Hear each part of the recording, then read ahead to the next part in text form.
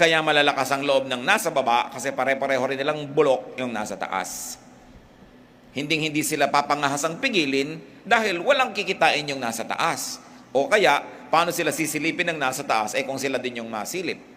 Kaya ang corrupt na matataas na opisyal, hindi nila kayang sugpuin ng corruption dahil pag sinugpo nila yon, pati sila masusugpo. Pero kung iibigin niya na sugpuin, it must start from the top. Sa simula, sabi ni Solomon, sa hari nagsisimula ang paglilinis ng pamahalaan.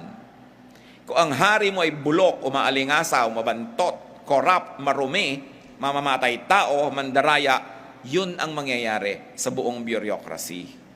Kaya gustong ipaliwanag ni Solomon ang pananagutan ng mga namumuno.